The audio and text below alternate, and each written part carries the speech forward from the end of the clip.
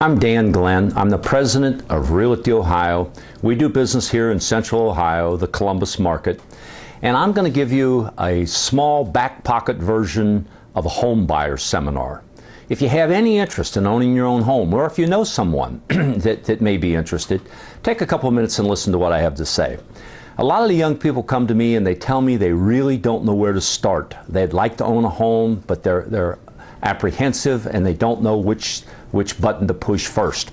Well, I'm going to give you a kind of a guideline for that, and it won't take but a couple moments.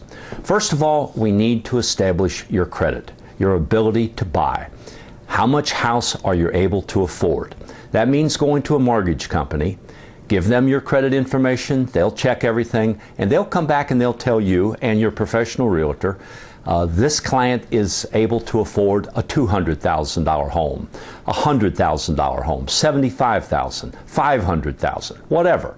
Now that doesn't mean that you want to buy that much. You may or you may not. They may approve your credit for a $300,000 home, but you may decide that you don't want that expensive a home or you want more, whatever. But the idea is first get established your ability to buy and your ability to pay. Now, people tell me that, their disposable income, the amount of their disposable income that they spend on a house varies greatly because of their needs and their wants. If you said to me, the most important part of my life is my family, my home, our entire life revolves around that, then I would advise you to spend more of your disposable income for a home than if you said to me, gee, all I want is a place to hang my hat and sleep. I like to take vacations. I go to Vegas all the time. Whatever. That's your personal choice, and you need to share that with your professional realtor so that you're both on the same page. So now we know the price range of the home that you're going to look at. Number two, we want to establish where. It might be important to you to be close to work, close to the airport. Maybe you have a person, a mother or mother-in-law that babysits and you want to be close to them so you don't have to drive the kids too far each day back and forth.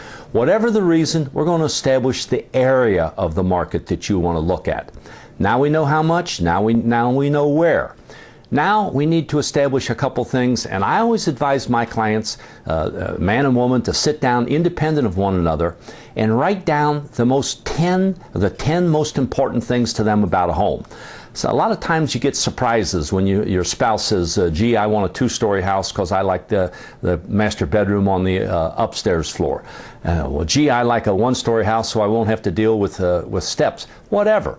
You might find out that you're saying to me, I won't live in a house without a deck, or I won't live in a house without a fireplace. Whatever your preferences are, let's get them clearly understood and established. Now we know where, now we know how much, and now we know what the house is going to look like.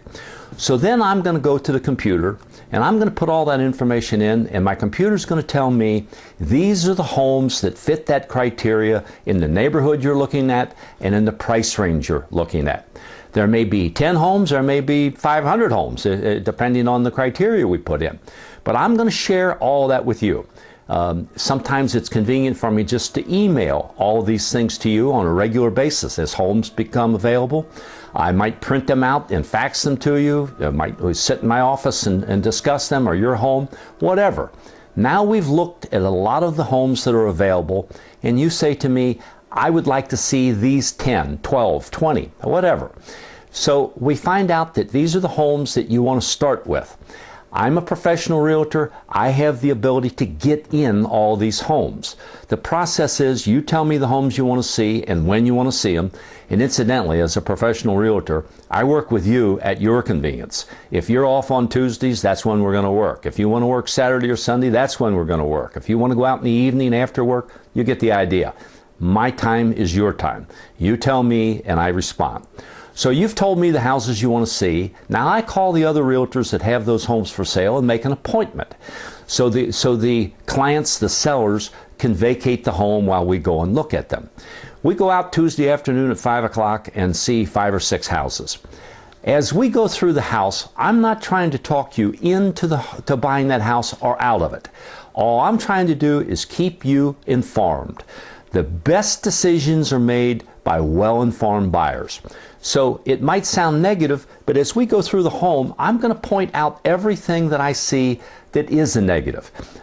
It might be something like the house is 20 years old and the original roof is on there. I want you to be aware that that roof's not going to last a lot longer and that you're going to have the expense of replacing it. Maybe I see structural difficulties with the home, and I'm going to advise you that we're going to have a home inspector, that we want to get a lot more detail about this defect if there is one. Again, I'm not trying to talk you out of that house. I just want you to know all the problems that I see so you can make a better decision. So we've gone through a number of houses. We've been out 3 or 4 days looking for houses, and finally you say to me, Dan, these are the 3 I like best. So then my suggestion is we go back to those 3 and do a more in-depth walkthrough, answer more questions, do a little more research, and then you can make a decision better on which one you want to make the first offer. When you've done that,